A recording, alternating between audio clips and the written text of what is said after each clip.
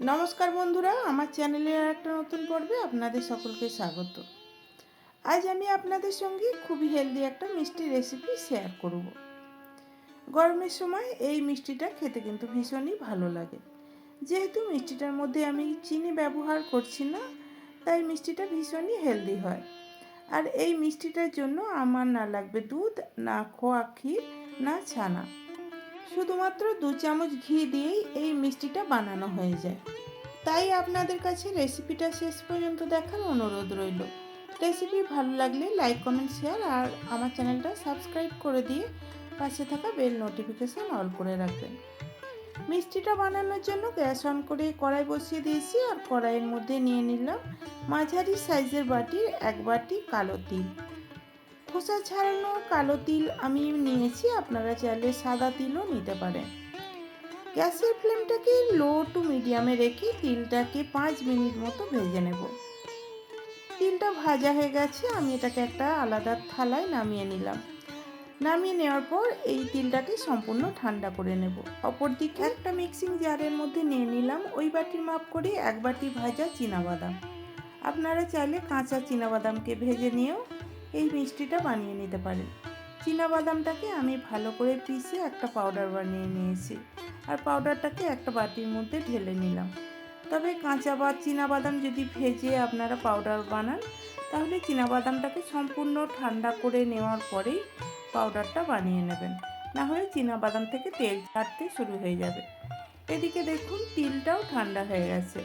তিলটাকে আমি একটা মিক্সিং জারের মধ্যে নিয়ে নিলাম আর এই তিলটাকেও ভালো করে পিষে নিয়ে আমি পাউডার বানিয়ে নেব। তিলের পাউডারও বানিয়ে নেওয়া হয়ে গেছে আর এই পাউডারটাকেও আমি ওই বাটির মধ্যে ঢেলে নিলাম।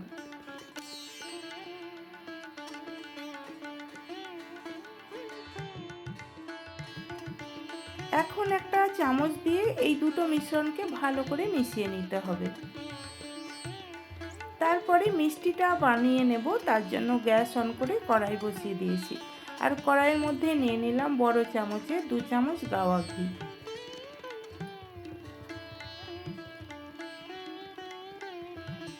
ঘিটা মেল্ট হয়ে গেলে এর মধ্যে দিয়ে দেব ওই বাটির মাপ করে 1 বাটি আখের গুড়।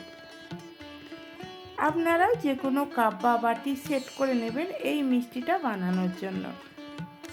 তারপরে গ্যাসের ফ্লেমটাকে লো টু মিডিয়ামে রেখে এই গুড়টাকে ঘিয়ের সঙ্গে নাড়াচাড়া করে যেতে হবে যতক্ষণে না গুড়টা মেল্ট হয়ে যাচ্ছে। গুড় মেল্ট হয়ে গেলে এর মধ্যে দিয়ে দেব বাদাম আর তিলের মিশ্রণটা। এখন গ্যাসের ফ্লেমটাকে আবারও লো টু মিডিয়ামে রেখে এই মিশ্রণটাকে গুড়ের সঙ্গে 5 থেকে 7 মিনিট নাড়াচাড়া করে যাব যতক্ষণে না মিশ্রণটা একেবারে ঘন শুকনো শুকনো হয়ে যাচ্ছে আর মিশ্রণটা একটা মন্ড আকার ধারণ করছে।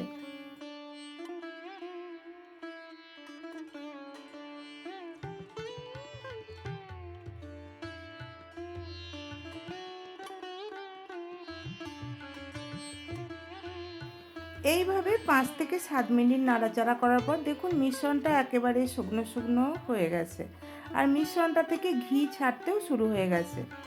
এইবার আমি দেখে নেব মিষ্টি মিশ্রণটা ঠিকঠাক হয়েছে কিনা। তার জন্য অল্প একটু মিশ্রণ আমি প্লেটের মধ্যে তুলে নিলাম। সামান্য ঠান্ডা হয়ে যাওয়ার পর এই মিশ্রণটাকে আমি আঙুল দিয়ে দেখে নেব মিশ্রণটা ঠিকঠাক দলা পাকানো যাচ্ছে কিনা। দেখুন মিশ্রণটা দলা পাকানো যাচ্ছে আর মিশ্রণটা আঙুলের মধ্যে আটকেও যাচ্ছে না। অতএব মিষ্টির মিশ্রণ আমার রেডি হয়ে গেছে। আমি গ্যাসটাকে অফ করে দিলাম।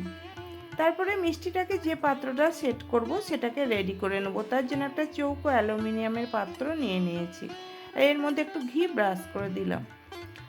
দিয়ে দিলাম একটা বাটার পেপার আর বাটার পেপারটার উপরেও একটু ঘি ব্রাশ করে দিলাম।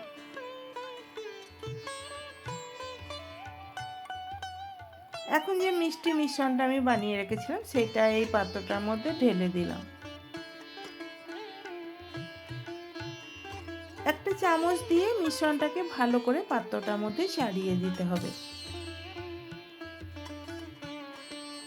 এইভাবে একটু চেপে চেপে মিষ্টি মিশ্রণটাকে কিন্তু পাত্রটার মধ্যে চাড়িয়ে দেবেন।